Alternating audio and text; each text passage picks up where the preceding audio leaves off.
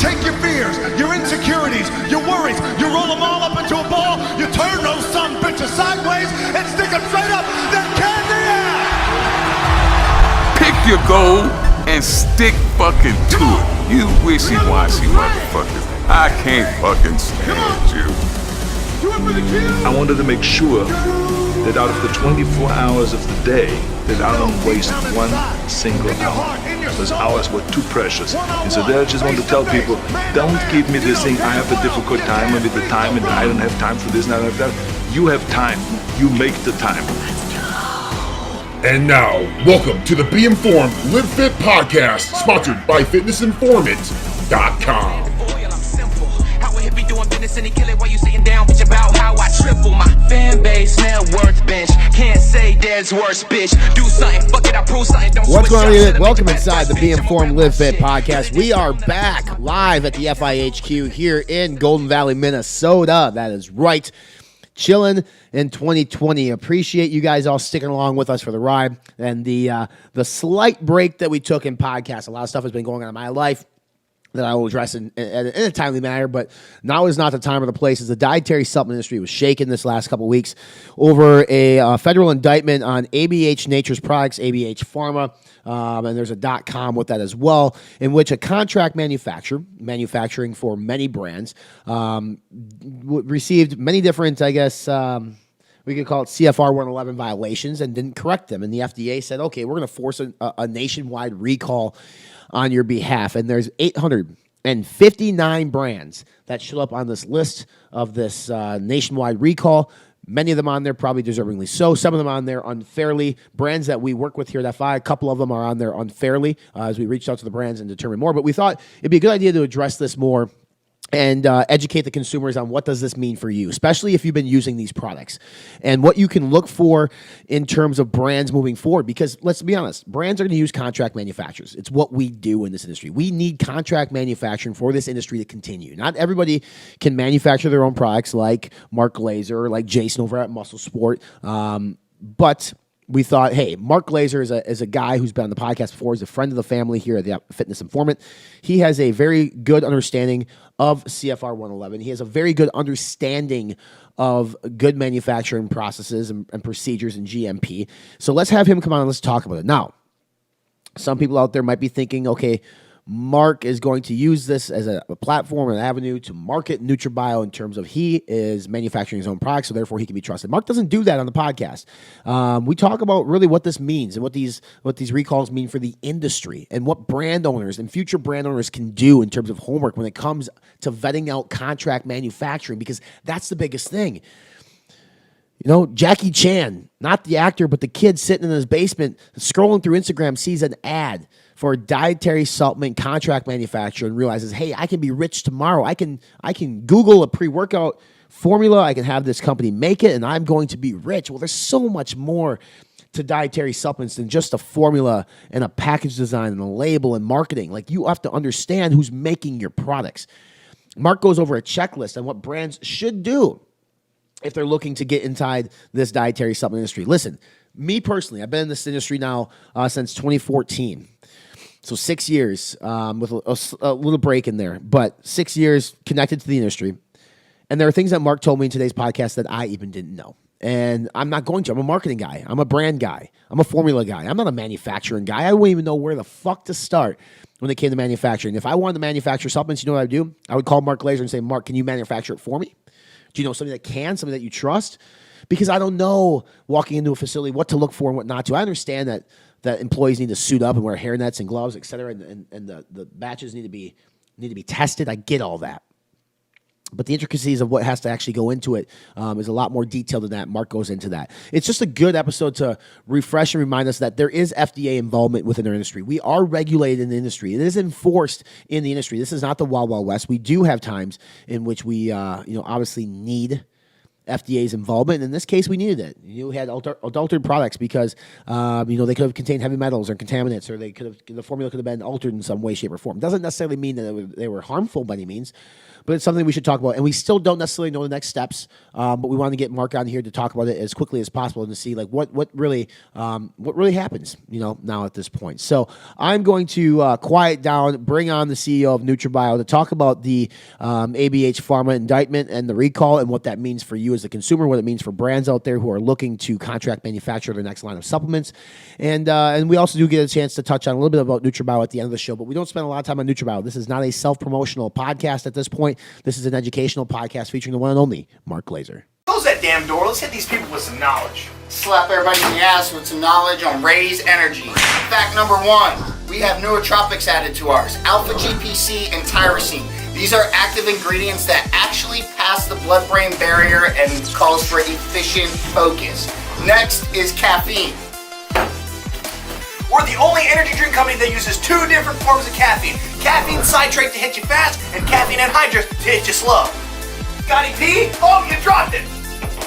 What don't we want? We don't want wrinkles. Sugar causes wrinkles, and that's what we do not want. We have 0 sugar in our Raise Energy. We also have the lowest count of sodium out of all the energy drinks on the market. Make sure you stop and pick up your Raise Energy and demand more.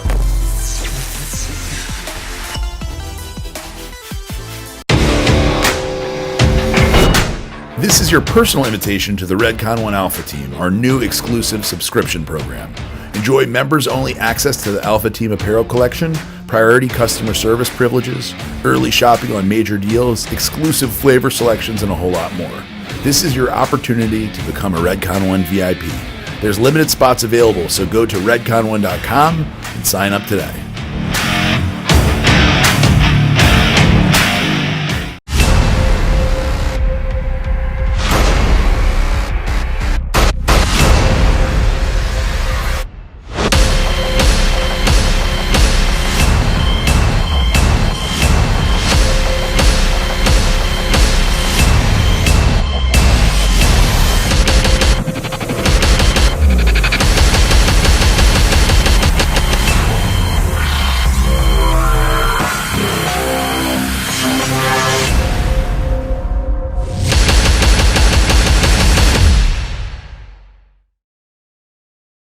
Supercharge your workout with the power of SST Pre.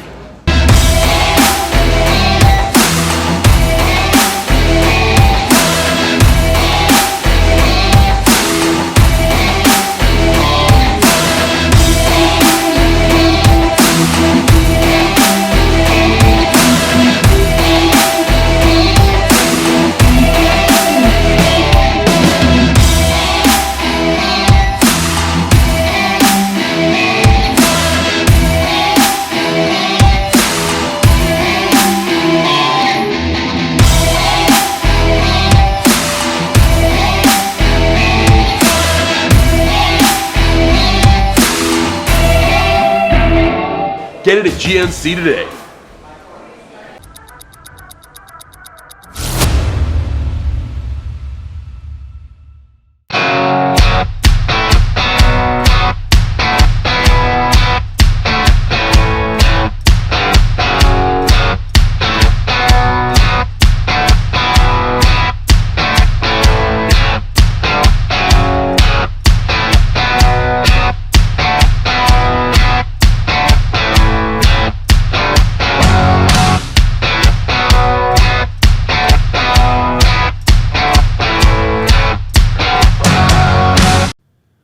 The man is back. I think this is like the third or fourth time now, Mark, that you've been on the Be Informed Live Fit podcast. But today's podcast is a little bit different than one's prior. It's not necessarily your story and NutraBio's story and what NutraBio's got going on, but it's a story of the industry. And the industry was shaken, I guess you could say, in the last couple weeks. For those listening, the FDA, for those of you who say that there's no regulation within sports nutrition, I think this last year has gone to show that there's been quite a bit, at least enforcement on things, Mark. And in the last couple of weeks, a company by the name of ABH Nature's Products or ABH Pharma manufactured supplements for many brands, but 859 brands ended up on a list of a national recall from the FDA. And you've been quoted on your Facebook page saying it's the largest recall or largest incident that you've ever seen since in your 20 plus years in the industry. Yeah, I don't mean largest by the amount of maybe actual recalls, but the scope of it. You know, I've never really seen the FDA go in, and I've seen them close down manufacturing facilities, but not actually recall products going back 7 years from 859 companies. Right. So the scope of this is pretty large compared to anything I've ever seen before by far. For you, in the standpoint where you're at, and we're going to get into a lot of different things, but you are an expert of CFR 111. I mean, you talk about it all the time, and you toss out CFR 111, and people are like, what the hell does that mean? Like, what is CFR 111? Can you, in layman's terms, explain to the listening audience what exactly is CFR 111? Yeah, so I mean, everybody always talks in the media about how we have no rules and regulations. There are a lot of rules and regulations. Just about every part of this industry is. We have CFR 111, which is the GMP, that's the buzzword, good manufacturing practice, or CGMP, current good manufacturing regulations for the manufacturing, labeling, storing of a dietary supplement. Mm-hmm. So there's rules and regulations for foods, for drugs. CFR 110, I believe, is for foods. So most contract manufacturers have to do both because they might have bars that they're manufacturing. They might have functional foods that they're manufacturing. So that goes under 110. 111 is the manufacturing rules and guidelines for dietary supplements. And there's over 80 subsections of that. So it's very, very intense what we have to do as far as testing raw materials, testing finished products, all the in-process production procedures that we have to follow. Everything is guidelined out that to make sure that a process is put in place that's a repeatable process where every person in the company is trained on each one of those processes, and we have training logs for each one of those processes, so they have repeatability. So when you start with a good ingredient and come out with a finished product, that repeated process over and over again produces the same result in a finished product that will pass. The FDA has audited you several times. I think recently, like last year during FIBO, I believe was one time where you had to stay home. It was either FIBO or maybe it was Body Power. One of those, you had to stay home because it was like a week-long audit that was exhausting for you. April 1st, they popped in. Yeah. And they were here 3 weeks. So 3 weeks, just for the listening audience, the FDA was at Mark's manufacturing facility for 3 weeks. Now, Mark's facility, it's large, but it's not, I don't know how big ABH was by any means. But for 3 weeks, spending time in there, what are they looking for? They're looking for exactly that. They're looking to see that the processes and procedures that we put into place are being followed. Okay. And they look at every aspect. To give you an example, what they'll do is they'll pull a list of every batch we've produced for the last, let's say, 2 years, or since they were here last year to 18 months, and they'll pull 50 batches out. And we'll have to provide them with the batch production records. That's the exact formula, formulation, manufacturing, everything. Every room that it's gone to, every employee that's been involved, every ingredient, every component, everything that was put into that batch and the process of it, and all of the documents that support it. So if there were 20 ingredients, we'll have to include with that the raw material identity testing for it, the raw material strength and composition testing for it. We'll have to provide all SOP that were involved in it. We'll have to provide the finished product test at the end of it. And then they'll look at every single part of it, and they'll spend hours sometimes on each one of those to see if we are following every single process and if we're doing everything we're supposed to be doing there, from maintenance of the machinery that's in there to sanitizing of the rooms and the machinery that's in there. All of that stuff has to be logged, and they're going to look at all of those logs. In this last audit, the woman took our logs for sanitizing machinery and our rooms. And I mean, these logs were this thick, and she went back over a year. And she spent 2 or 3 days on that, and she actually timed and went down. She didn't scan it. She went down every single entry and said, so when we started machine A and when we finished and how long it took. Mm-hmm. And then she red flagged anything that wasn't in that same amount of time. So if we were taking 40 minutes to process this, to sanitize this machine, and one day it was in 30 minutes, she wanted to know why each and every time, and we'd have to have an explanation. It is a detailed audit. And it's not just that part of it. They're looking at every SOP. If we put in SOPs in our production that are not required by CFR 111, they will still audit for those, even though they're not requiring it. But once we put it in an SOP, it becomes part of our manufacturing process. They're looking for that repeatable manufacturing process. So if we put something in, we still have to do that. And they will issue a 483 or possibly a warning letter for not following the procedures that we've put in that they don't require, because they require us to follow that entire process. So it's a pretty tough inspection. Just for the people listening or watching, SOP means what? Standard operating procedure. Yeah. Okay. I figured that much. How many people come in, like in your So facility? just to go over what that means is, it's not standard operating procedure is not something I just say, tell my people to do. It gets, I don't know if you can see here. Yeah. These are can you see up there? Yep. These are all my SOPs. Right. These are my original versions locked in my office. Every single process that we have in this facility, from the testing, from the lab to every process in sanitation, every single room, every procedure has to be written up in here in detail. Mm-hmm. Every single employee that uses any of those processes has to be trained and has to be signed off and logged for a specific amount of time. Once they expire that time of training, they're not allowed to do that process anymore. And the FDA will spend days looking over those procedures and the training logs of every employee who was involved in those procedures to make sure they're up to date. So people throw out that term SOP and consumers that go, it's just somebody saying, oh yeah, you got to clean that machine over there. No, It's every single step in that machine. Who writes the SOPs for you guys? I mean, you guys, those are thick, by the way. In case you aren't watching via YouTube, they are thick. They are probably a good 6 inches thick. I mean, in terms of paperwork. I have about 15 of them up Yeah. there. So in terms of writing those out, I mean, when you first started manufacturing your own dietary supplements, did you have to bring in an FDA expert or somebody that was an expert on these practices to say we need to? No, the CFR wasn't around back then. Sure. So when CFR 111 was CFR around. 111 came in 2008. We started in manufacturing 2001. So in 2008, from 2001 to 2008. When 2008 happened and CFR 111 was initiated, what did you do? Like the rest of the industry did, freaked out. The FDA didn't start inspecting right away. They gave a certain amount of 1 or 2, 3 years, depending on the size of the company, for everybody to jump in. And the issue with CFR 111 is it tells you exactly what you have to accomplish. Mm-hmm. It says you have to prevent cross-contamination. It doesn't tell you exactly how to do that. Yeah. So the industry has to run around and say, okay, how am I going to do this? What procedures? And that was the hard part in the beginning, is when these inspectors came in to coordinate what we were doing with what they expected. And a lot of times they didn't know how to get that done either. Now there's a lot of best industry practices that are put in that the FDA kind of accepts. Like when we have to identify an ingredient. So let's say a pallet of creatine comes in. We have to identify every single lot.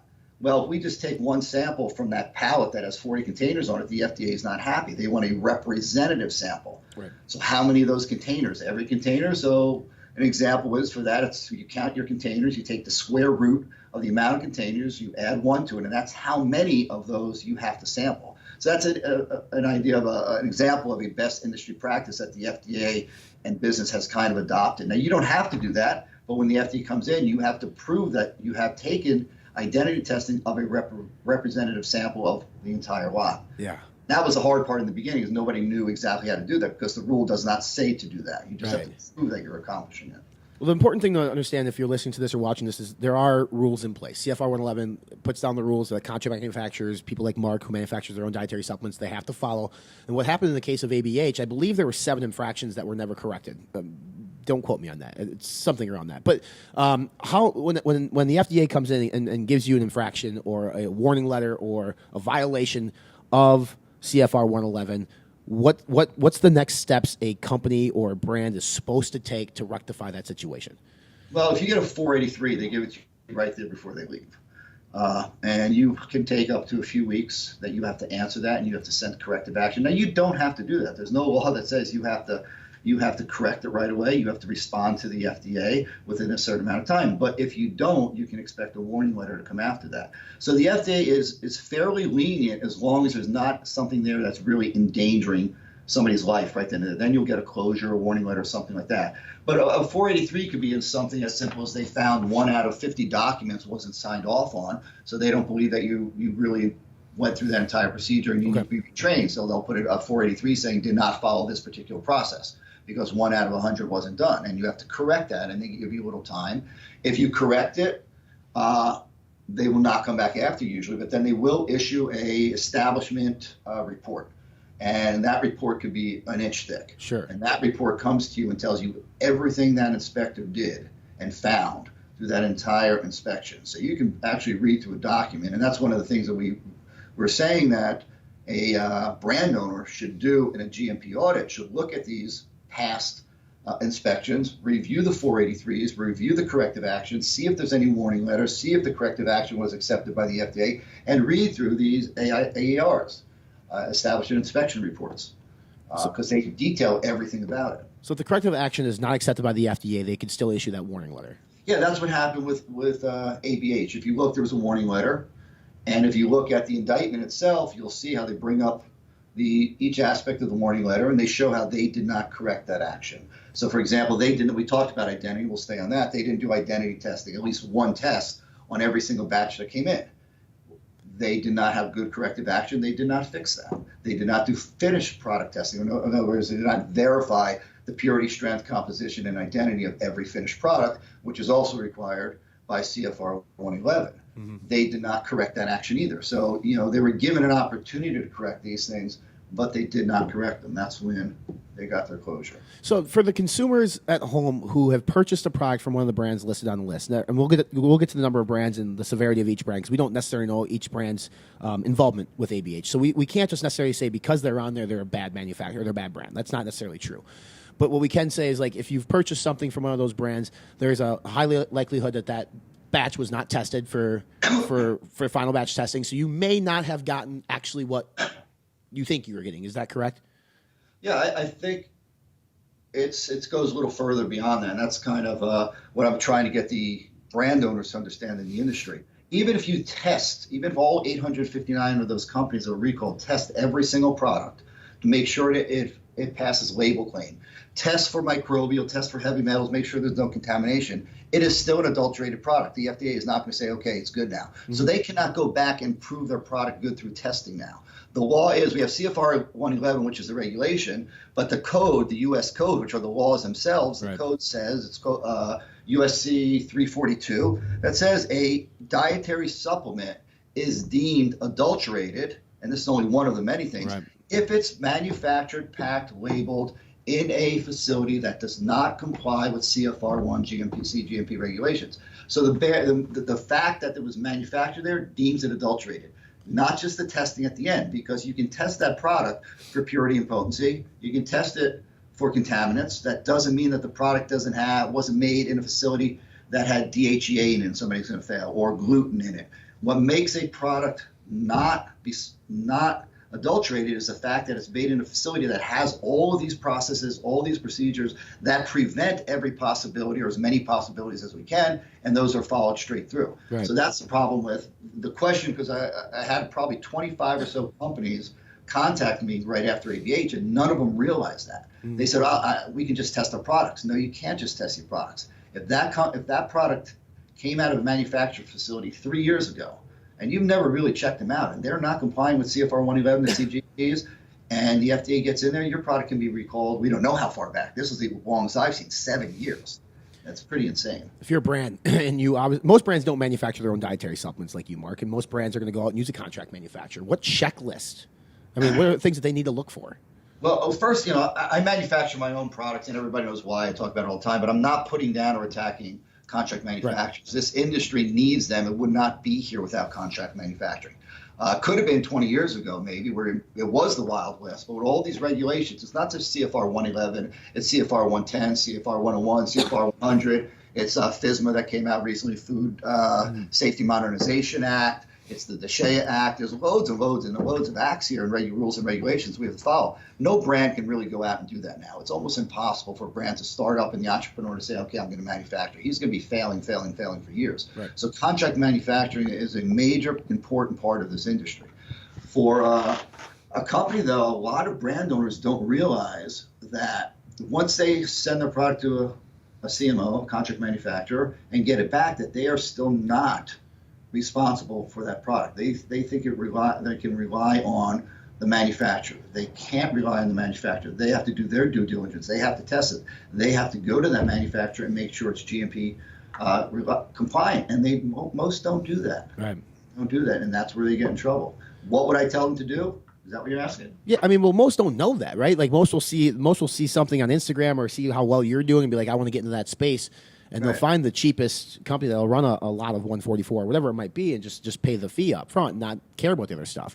Right, and they'll go online and they'll see a beautiful facility on a website, and then they'll go manufacture. There's good, bad, and ugly in this industry. Like in any industry, in any segment of any industry in this on this planet, the good guys are out there, and there's the bad guys, and there always will be. It's the brand owner's responsibility to figure that out.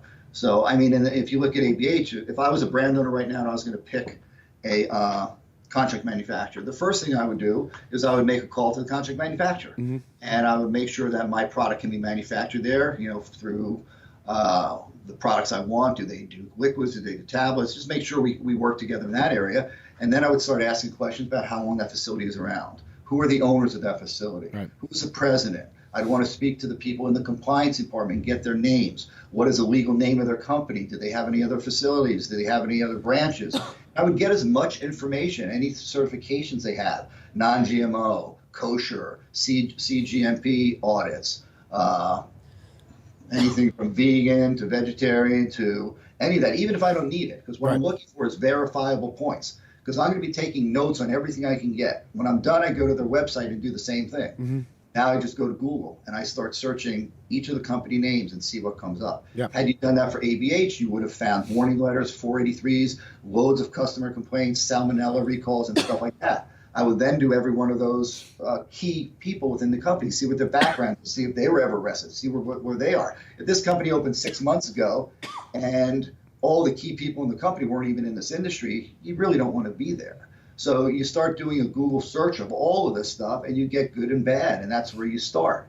Then what I would do is I'd call back the company and say, I would verify every certification they have, whether I want it or not, because each of those certifications is another point that I can validate that company. I don't care if it's organic, because I don't do organic, but I'm going to check their association to make sure it is, because now I have another verifiable point. From then on in, I would not tell a brand owner to go hire a consultant yet. I would say get in an airplane, get in a car, and go down to a facility. Because you, me, anybody in my here can walk into a facility and just say, oh, there's a problem here, like that, without being GMP genius. I walked into many facilities. I posted a picture of one a few weeks ago that we were going to talk about. Where you walk in, the doors are open, people don't have gloves on, there's garbage all over the place. So you do that quick audit yourself to see, well, yeah, before I spend $10,000, I can see I don't want my product in this place. And then you sit down and you talk to all the people that you interviewed the first time around. So now you have a good gut feeling that, yeah, this company can manufacture what I want. The MOQs are fine. All that part of it is fine. They can favor do all that. I've done a full due diligence research on the internet. I've gone down there. I visited. I found nothing wrong in there. They've answered all my questions. All the red flags were answered. Okay, I'm fine with this facility. That's just to get to the first point. Now what you've got to do is do a CGMP audit. Every brand owner must do a CGMP audit of that facility, a site audit, a site inspection, and a GMP audit. Now, nobody's really qualified to do that, so I recommend going out and hiring a CGMP consultant, not a general industry consultant who does marketing and everything else, because they're not going to have the in-depth knowledge of CGMP. They need to get a serious auditor, and that's going to cost money. But, if this is your livelihood, I look at some of these guys who are building their entire life over a brand, and they're serious about it. 2, 3, 5, 10 years down the line, that brand can close up like that because they picked the wrong contract manufacturer to do it. So that CGMP audit by a professional auditor who understands it is very important. And I would never hire a contract manufacturer without doing that. And contract manufacturers that say no to that, you got to run from. Any good contract manufacturer understands the necessity of audits and will allow that and partake in it and be happy that you're doing it. I would venture to guess that most people don't hire somebody to do an audit. And I recall my time at General Mills. Anytime we manufactured a new product at a new facility, an audit was obviously a requirement from us. And even when we switched from a facility and went back to a facility that we'd already previously done an audit on, we had to re-audit them again when we decided to bring our products back to make sure that nothing's changed since the original audit. So I don't know if that's how many people do that within sports nutrition, because it's not cheap, and most brand owners probably have no idea where to start, what to ask. So it's good that you laid out some of these questions, because I bet you there's a lot of people that are going to listen just be like, I've never done that. Should I worry? The second part, what you just said, that's the initial audit to pre-qualify or qualify for them to manufacture your product. And bare minimum, it should be about an annual re-audit where you're going down there. Now you're doing additional things. Besides a GMP audit of the general facility, the policies, procedures, you also want to say, okay, let's look at my batches, because you want to make sure your batch is done right. There's something called an MMR, a Master Manufacturing Record. And that is that formula of what you two agree on. Every component, every active, every inactive, every plastic that's used in there, every manufacturing point of that. You want to approve that before you even produce the first product. And you want to sign off on that, and you want to copy that, because that's going to tell you the ingredients that are in there, the potency of the ingredients in there, the manufacturers of the ingredients in there. And if they change anything on that, you need to require that they give you a new copy and you sign off, because they can switch. Look at prop blends and guys who do not give a shit, right? There's a prop blend in there with 4 ingredients. The first ingredient is a cheap one. Well, the manufacturer might start with putting more of that in there. And then 6 months and a year later, they start decreasing it. It doesn't change the product. You can't tell on the label. The total dosage is the same. That prop blend is still 4 grams, but they're changing the formulation. You want to be able to verify that they are not doing that to you, and that's what you do. You look at that MMR, and they have to validate that, and they have to give you copies. Then you look at the batch production on your audit. If I went into a facility that made 50 batches for me last year, I would be auditing probably 20 to 30. I want to see that's the actual manufacturing batch. That tells me every ingredient. That tells me if I ordered Creapure, well, hold on. My MMR said Creapure on there. This just says creatine. I don't even know who this manufacturer is. That's what you're auditing, to make sure the ingredients that you want are in there, and every portion of what you want done is in there. And I would audit every one of those. I would audit any of their prior audits that they had from the FDA, looking over those 483s we talked about, looking over corrective actions, looking over the 8 warning letters. And I'd want to see that. I want them to show that to me if anything happened between year 1, year 2, and year 3. Yeah. And that's how you establish that your product is really being manufactured in a company that's compliant. And that means your product will be compliant. Label press check day. Special edition burn black. This is the most over-engineered system of all time. Love California. Love sea turtles. Hate paper straws. What's up, guys? LA Fit Expo 2020. Here to have a good time. I'm so excited. We're gonna hang out with Sony.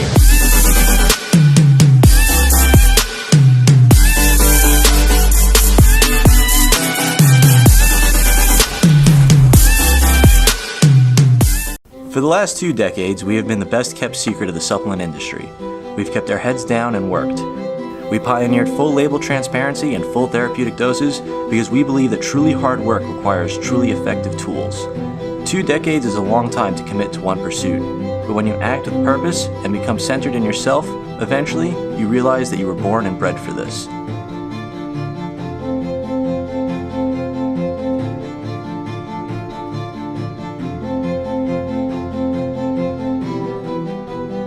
The things you once thought impossible, you now do every day. We don't like the easy way, it just doesn't feel right. We'll take the long, hard road over a shortcut any day. It takes longer, sure, but in the end, you know you earned it. And with the right team behind you, pushing yourself further than you've ever been would be just another afternoon doing what you love most. I've spent most of my life chasing what's termed as unattainable. An obstacle in my path, I torment it. Any limitation trying to control my environment, I tame it. Any excuses, I transform into commitments. The haters, they're too small for me to even see. For 28 months before Caged Muscle even released, I broke myself against the world to identify, track, test, and trial the ultimate resources available in human existence to bring you something the world has never seen. Change is upon us. Don't justify your complacency. Evolve with me. Part animal, part machine. I'm Chris Gethin, and I am Caged Muscle.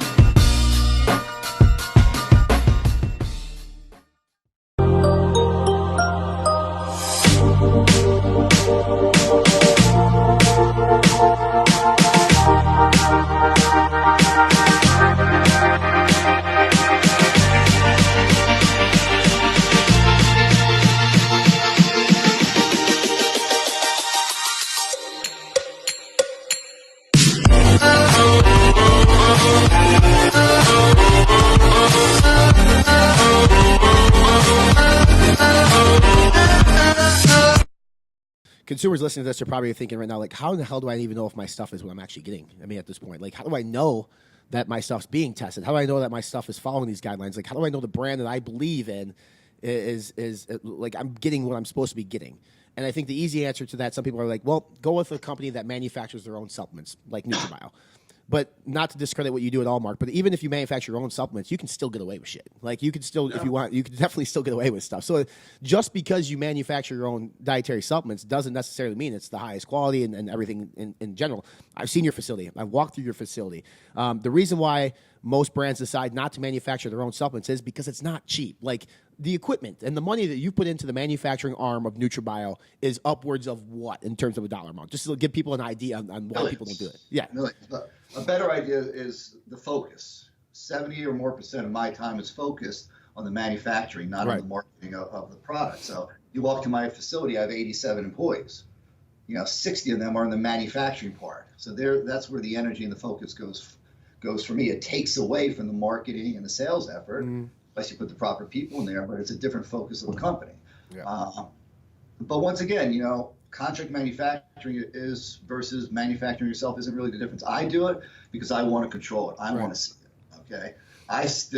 We are rejecting close to 10% of every raw material that comes in here. Doesn't mean it's from China. It could be right here from the U.S. It could be from a multi-billion-dollar company with incredible regulatory. We are still rejecting went from 8 up to 10% of the ingredients.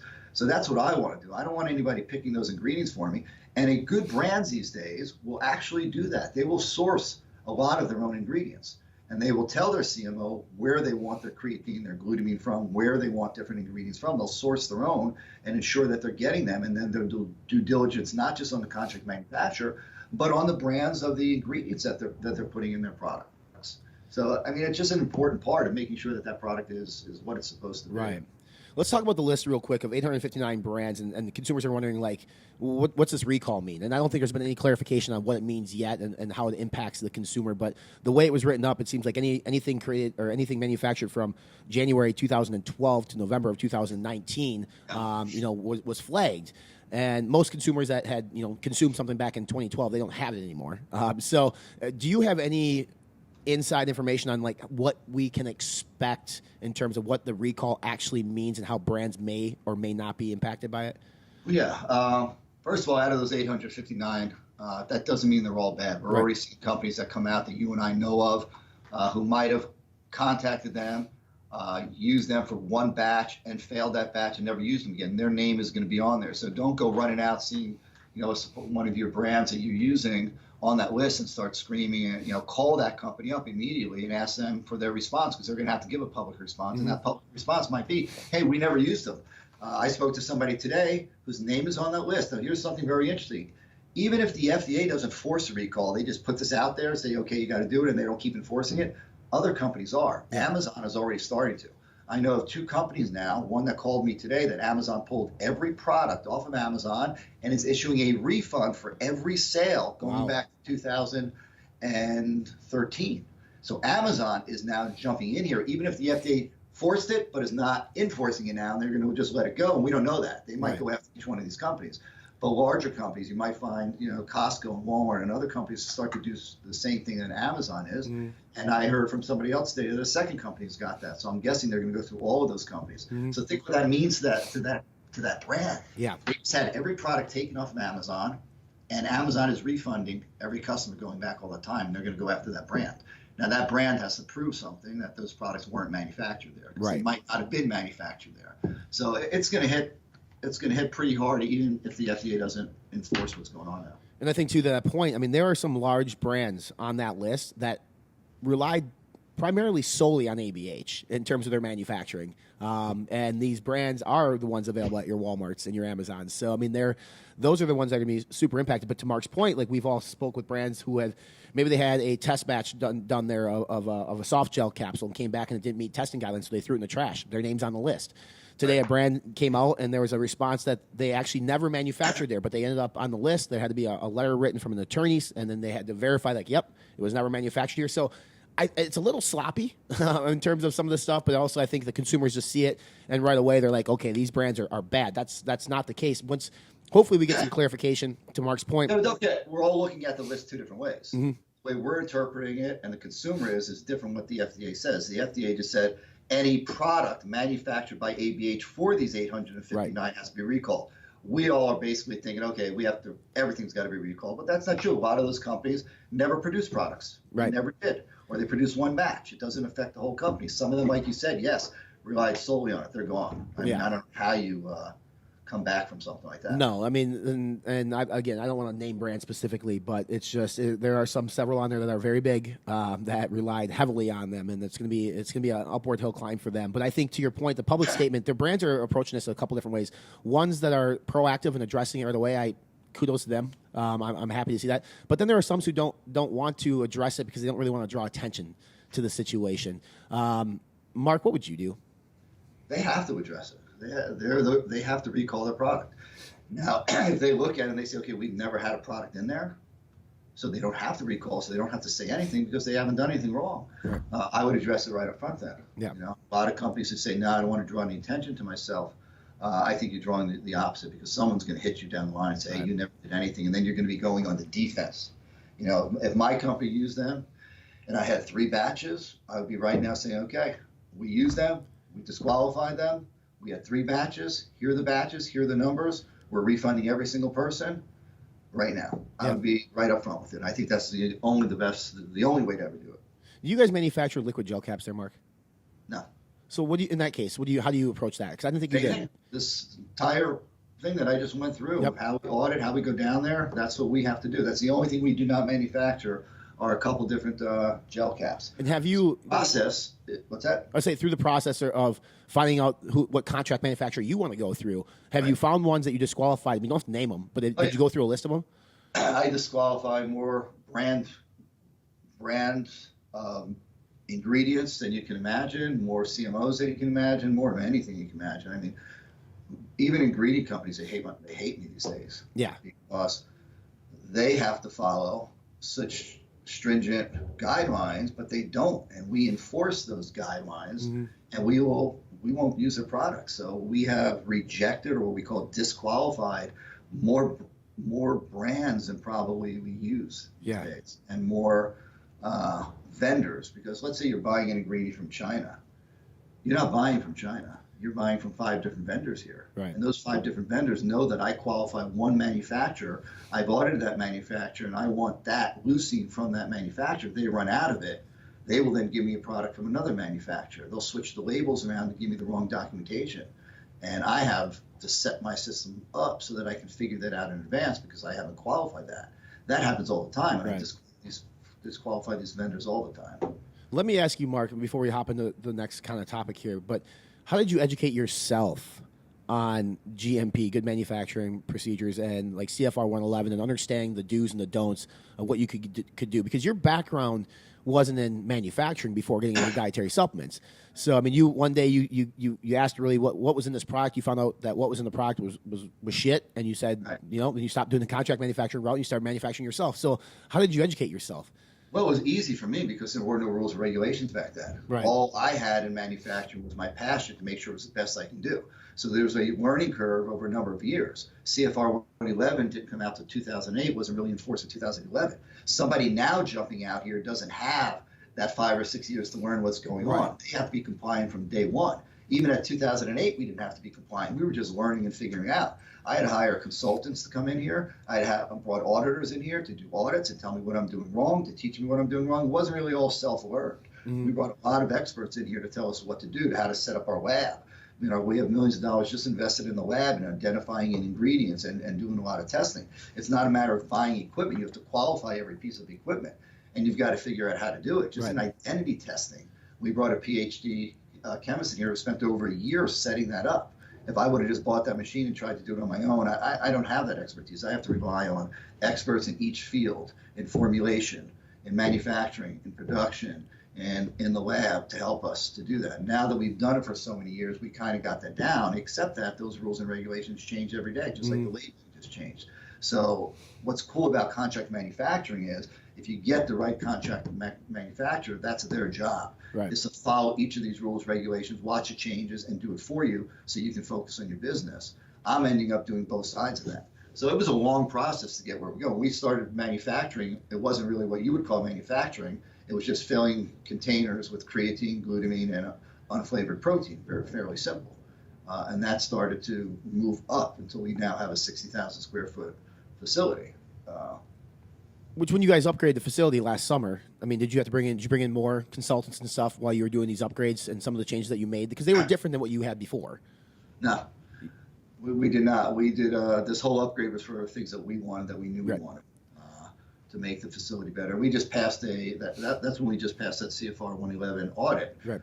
And people said, oh, you're redoing your facility because you must have failed. And no, we didn't get a single 483 out of that 3-week audit. But we had a plan scheduled rebuild of the facility. We just went, we could have said, oh shit, we just got audited, we made it, we can go a couple more years, but it wasn't up to my satisfaction. Yeah. I ripped out the floors, I ripped out walls. I mean, I changed filtration systems. I just upgraded everything in this facility.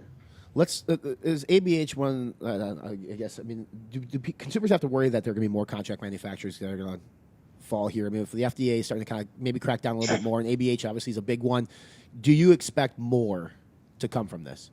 Yeah, I don't know. I don't know if, what the FDA did here. I don't know if this was a warning. Like I said, I've never seen the FDA go in, do this, and do a recall of every single product going back all those years. This could be the FDA, firing a shot over the bow of the industry saying, here's your warning. We just did this. This was pretty damn tough, and we're going to do it again. Or it could just be a one-off. I think the industry should look at this as the FDA saying, hey, we're coming after you. We just shot your bow. You better start getting. So yeah, I'm expecting more from this. I heard that there's I've been saying the last few days, I think it's a really good thing for the industry, because not just because we're getting yelled at now, so we're going to clean up. It's because so many brand owners that are, a lot of these guys that have come out in the last few years, they are passionate about. They're not the older generation of guys who are just out there to make money. Yeah, they're trying to build a business, but they are passionate about the products. They really give a shit about their customers. They're really building a solid core business. Mm-hmm. But a lot of them just don't understand that part of it. They don't understand that all of these compliance and regulations have what the FDA calls it flows through. Just because one company is warehousing it and they're responsible for this GMPs there, and one company is manufacturing and they're responsible, no. It all flows through to the brand owner, and he is responsible liability-wise to the end. Obviously, if that product hits somebody, he's going to get sued. We know that. But as far as regulation, the FDA is going to come after him or her, or whoever owns that company, and the responsibility cannot be shifted. The FDA has already shown us in many warning letters and documents that you cannot put the blame on somebody else. Even if you have a contract, a management contract with the manufacturer, giving them certain responsibilities of the manufacturing GPs, it still flows back to you. The FDA doesn't care about that. Yeah. It's a flow through. So I think, we're going to see more companies coming up soon, and I think a lot of brand owners now are going to look at this and say, okay, I don't want this happening to me. Mm-hmm. I don't want to, because look at it, it's 7 years. Right. There could be one that pops out tomorrow, going back 5 years, and this great brand out there that was so passionate about it's going to go down. Mm-hmm. So the big warning here is not the contract manufacturers, it's the brand owners. Right. Get up and start looking at who's manufacturing product. Find those good guys that are out there, and eliminate those bad guys. I know there's been a lot of brand owners who have been very upset at the company and stuff, but at the same time, it's like, it does fall back on your shoulders as well to do that cross check that you were talking about earlier in terms of checking for 43s and different violations from the contract manufacturer. Because to your point, I mean, the smaller people coming into this industry who just want to own a supplement company, they're not doing that type of homework because they don't know they're supposed to. Probably they think a supplement company is a formula and marketing, and that's about it. There's a whole lot more to it. Mark, let's be real. Not everybody in the industry likes you, right? Not everybody's a big fan of Mark Glazier. Some people are going to look at this situation and say Mark's taking advantage of the situation for personal gain with NutraBio. In terms of, because you manufacture your own stuff, they're going to say that you're being unfair. I don't think that's the case. I think that you are a man of education and trying to inform the industry more on what's going on here. But for those people who look at you and say, okay, you're going to use this as a marketing campaign for NutraBio, what's your response to that? Well, look, all these messages that are going out with you and other companies interviewing me, where is it going to? It's going to all the insiders. Mm-hmm.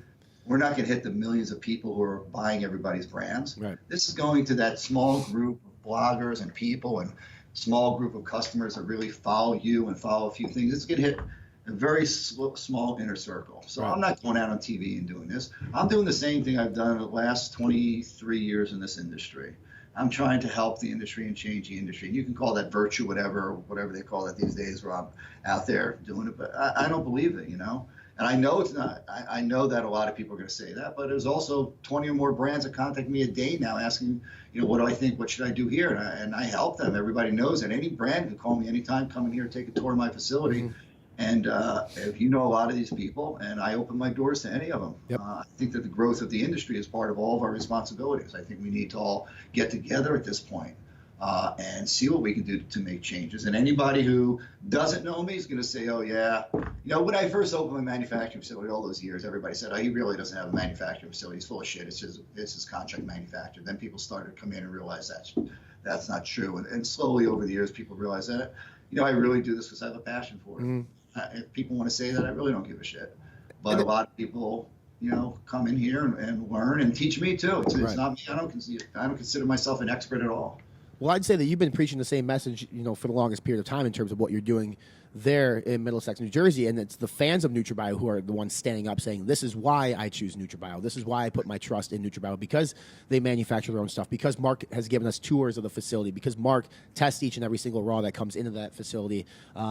So, I mean, it's not even you. I mean, it's the people who believe in NutraBio who is doing the word of mouth marketing in this case. After this came out and we posted it on social, I mean, many of the comments were, this is why I choose NutraBio.